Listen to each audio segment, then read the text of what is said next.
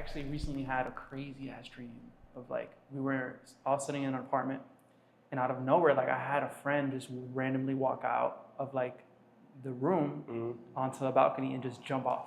Wow. And it was a really crazy dream. I had it like 2 weeks ago, and so hearing your story and the detail of the song was really interesting. And I'm really interested in like what emotionally what it was like at that point in your life and why the song. Right. And I loved, man, there was a song that you also mentioned about slitting your wrist, but you got a Tom Ford suit on. Yeah. And that shit was really captivating to me. So tell me about your emotional journey from that moment on, a little bit.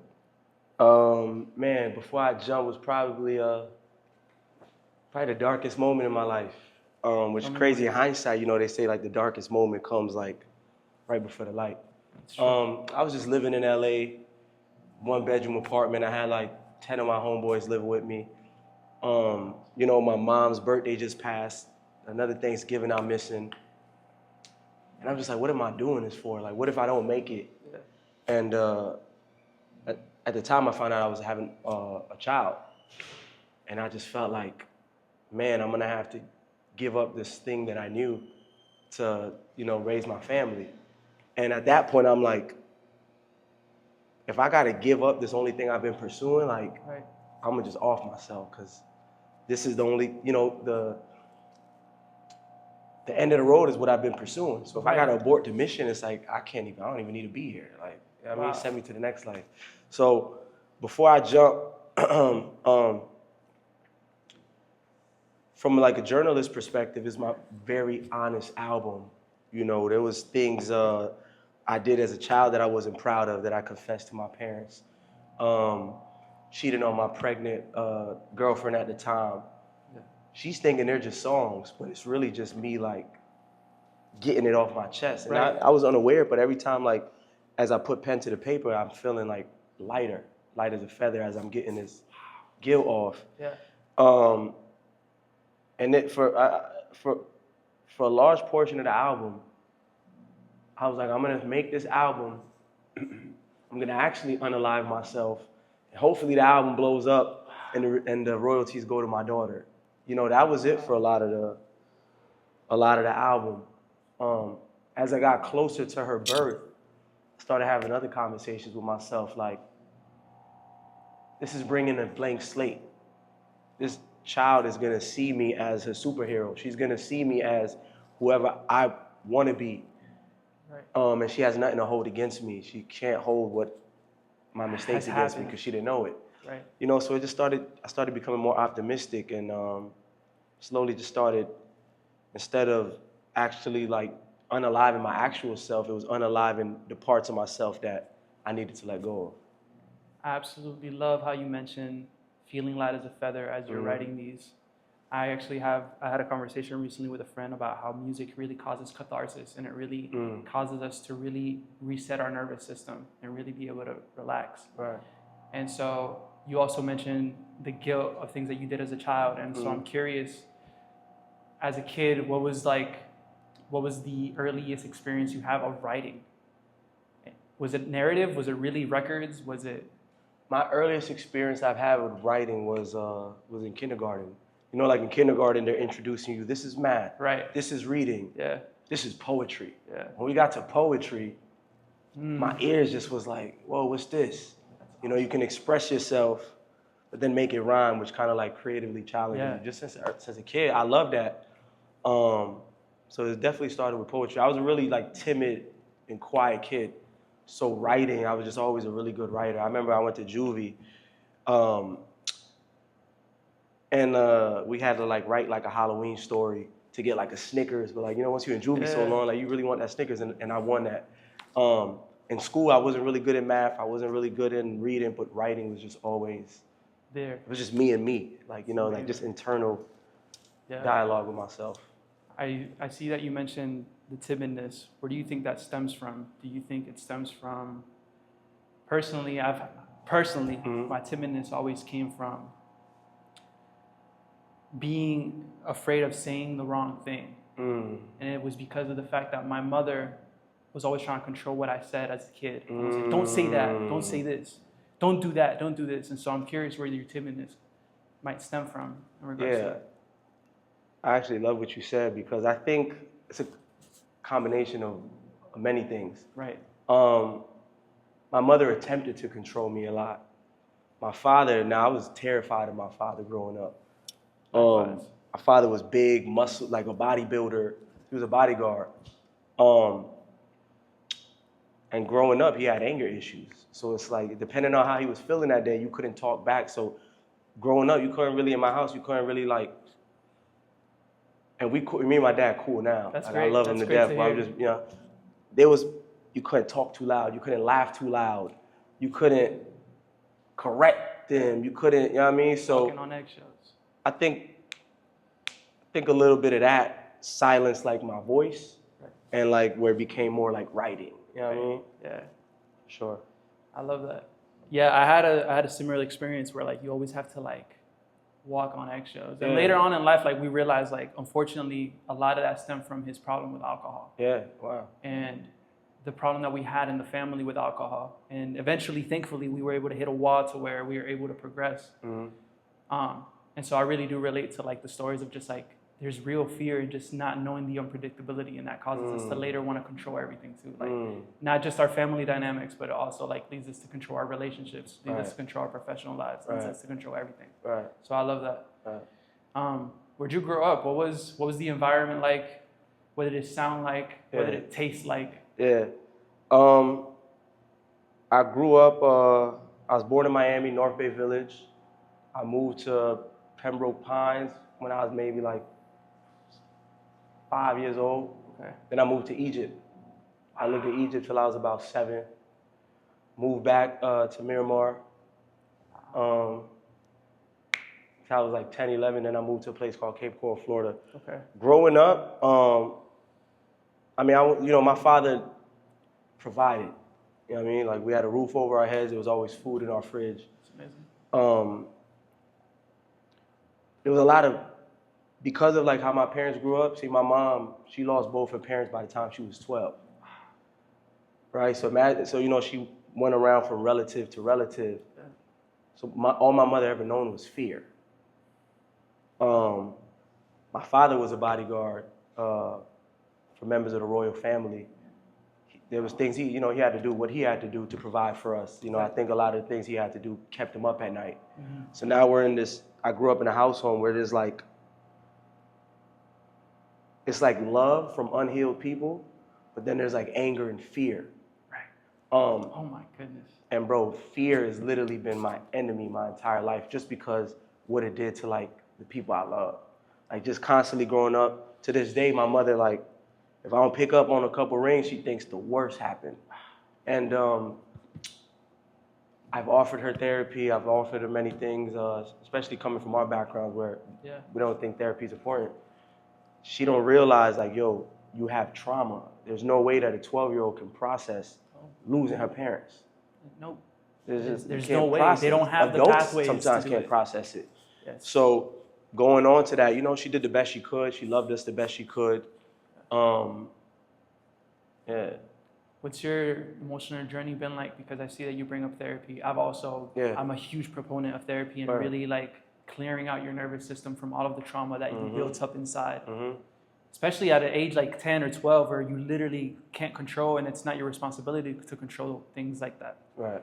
So what's your journey been like? What's been the hardest thing about therapy? The hardest thing about therapy? Good question. Or not even therapy, just facing your trauma. I think it's really uncovering it, right? Mm-hmm. Like one of the breakthrough sessions I had with my therapist, I didn't have a good relationship with my father. So I looked up to older street guys that, were either involved in my music career, and their pursuit of money and their pursuit of women. Right. And these are the guys, like managers, investors that I had, were street dudes and they had a bunch of women. And I thought this is success. This is what it means to be a man. Because my father as well, was doing his thing. And there's not enough men in our families like checking us like, nah, that's not what a man is. Really? So in therapy, we're going through and we come to find out I was looking up to broken men who just wanted love, but they thought they needed money to get love, right? And it was just like, wow, you know, it really made me like, it just shook my whole world. Like, I've been following the blind, you know what I mean? Yeah. Yeah. It's incredible. What emotion do you run from the most? That's a good question. What emotion?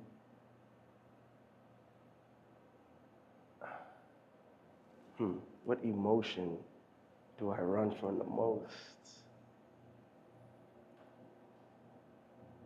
I think I struggle with compassion. Tell me more. That's so interesting.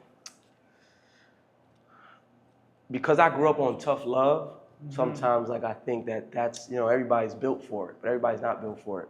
Yeah. You know what I mean? So sometimes it's just like, man, what do you mean? Like, get up. Toughen up a little bit. Get up. Like, life knocked you down, get up. Yeah. And everybody's not conditioned like that. Everybody doesn't, you know, so because I didn't receive that much love, it's really hard for me to understand when somebody needs love. So that's something I'm definitely working on. Beautiful. Let's say you're 12, 13 years old. You're having a really bad day. The music isn't there. How do you cope? 12, no music? There's no music around.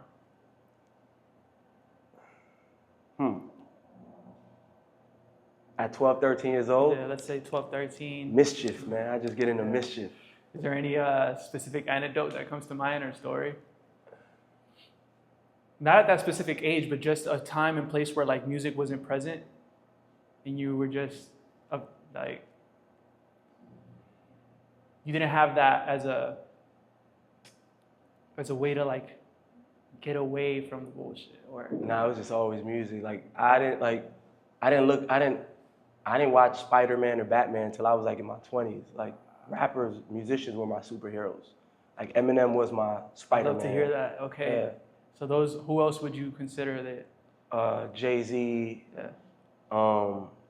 Was it the way that they were able to tell their stories, like lyrically? I related to Eminem really early. In this book, I didn't even understand what depression was. It's just, that's just how crazy like human connection is. I just related to his pain without even, I guess if that even makes sense, without even understanding pain. No, absolutely. You know, like I remember hearing Stan and he's like rapping about like wrist cutting and I'm just like, oh, you thought of that too. Oh, you felt like that too. Yeah. And as a kid, right, like my first suicide attempt came when I was in like, I think 5th grade. Yeah. It was something dumb. My girlfriend like hugged somebody on the basketball court. And I told my boy, man, I'm gonna just unalive myself. But it wasn't like, I'm gonna unalive myself and end it. I don't know, I just always felt like there was more. Like, I don't like this life, I'm gonna go to another one. Right. Yeah, I just always had that. Being at the brink of something like that or thinking about it so often, do you think that ultimately it stems from just wanting the feeling of feeling important? Do you think that people that are on the verge of like committing such a crazy act, or do you think they just genuinely wanted to feel important, whether that importance is love or whether that importance is a role at their job or in society? Do you think it's just a lack of feeling important? Yeah, I never thought about it like that, but now that you say that, definitely at least feeling important to somebody, feeling important to yourself. Yeah. What's your creative process like? Curious. My creative process, I walk in like a gazillion circles. Like I love walking and writing. Like I walk like 6 miles. And write? And just write. Wow. Yeah, like my running and walking, I do like 6 miles a day. That I need that. If I don't get that, like I'm not in the best mood. Yeah. You did that today? Nah. Just because last night was a long night. Yeah, we have our days. Yeah. I figured now weekends I tend to. Yeah, you gotta chill out a little bit and go work. Yeah. No, I get it. Listen, man, I don't want to take up much of your time. Nah, we here, man. I love this. It's actually we've had the dopest interview I ever did. conversation. I got a couple more things in mind, and then we'll wrap it up. I'm curious where you at. Me personally, I use myself as an anecdote almost all the time, but me personally, I grew up very religious. And within that religious lifestyle, you see a lot of like things that make you question, like, does this really work, or is there really a God? Where are you at religiously, considering a lot of your change has stemmed from yourself rather than, let's say, elsewhere? Man, I spent quite some time learning about different religions. Like, I grew up in front of a Christian church. I was baptized Catholic. I grew up in front of a Christian church. And I grew up going to church, but I just remember asking certain questions, and, the pastor's like, yo, as a kid, like, don't ask that. You can't ask that. And I was just like, oh, nah. Like, every time. So then I'm like, okay, maybe I'm just not Christian. So I tried Islam. After a while, it's just, I got into spirituality, went back to Islam. I studied a little bit of like Judaism and Kabbalah, and I think all religions have truths. At the end of the day, the principles are there. There's a higher power, and I just think religion, it's for you to explore, for you to get to know yourself, whichever journey you want to take to get to know God. But ultimately, there's the Most High, and I'm not sure we'll ever get all the answers. And I just think it's simple, man. Just be a person of morale. I think that was the greatest religion. Once I stopped lying, once I stopped cheating, once I stopped doing stuff I wasn't supposed to do, like, my life changed. So I don't know what religion that is. What was the last time you felt your nervous system was completely haywire? Haywire? Haywire, like, holy shit, like, I'm either scared or I'm mad or I'm... When was the last time you felt like, I need to take a step back and, like, regulate myself? Like January last year, I had already came off 2023 was probably like one of the toughest years of my life. At this point now I'm having a son. And I lost my last in the stock market. After like going through some unimaginable stuff in 2023. And I think I had like $20,000 left, and I started a trucking company. And then that went to the ground. And I asked my therapist, I'm like, yo, why I keep taking these L's?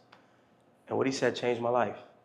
Because at that point I remember driving to the end of Key Biscayne, and I'm like, man, I don't know if I'm gonna make it. It's like, it's almost like getting back on your feet after being down so long. It's almost like, I don't know, you're 500 pounds, you get back in shape, and then you gain it again. You're like, fuck, man, that was not easy. I don't know if I have the energy to do it again.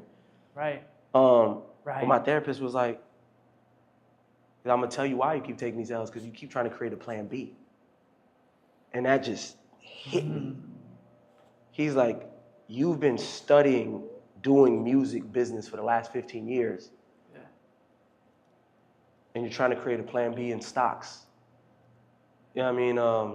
Trucking. You haven't put in the time to master these things. You've mastered music. And then from that day forward, bro, I just said, yo, I'm not doing nothing else. I looked at my girl, I said, yo, you gotta hold it down for a little bit. I gotta learn, I gotta study, I gotta become my highest self.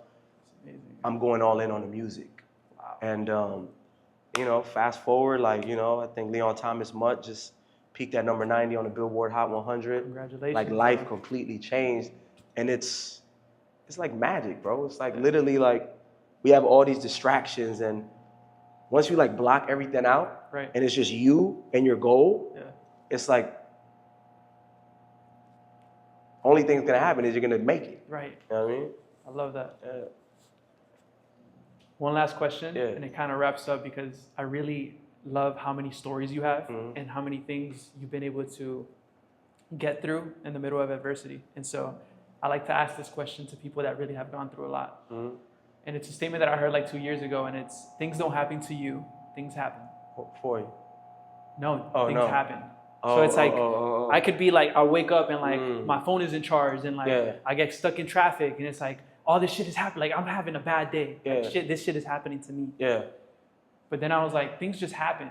And we tend to like create the narrative that it's happening to us. What do you think about that?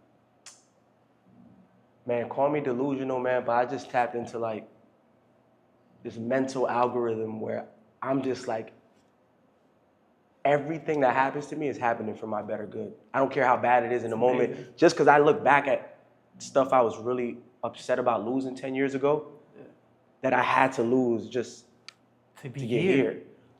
I think of like really minute conversations of people I met 6 years ago that I'm like, man, why did that even happen? That now I can draw a line and it was no accident. Like they were played, that small role was crucial. And that's for everybody. If you sit and you start drawing the line between even how you and I got here, and you know what I mean, like you'll see that everything is divine order. Well, Bizzy, thank you so much for your time, bro. My God, it's been a pleasure to conversate with you. Yes, sir. We've never met each other. This is literally our first literally one-on-one the first conversation. time. Yeah. And bro, I love what you do, man. Thank you, I bro. love this.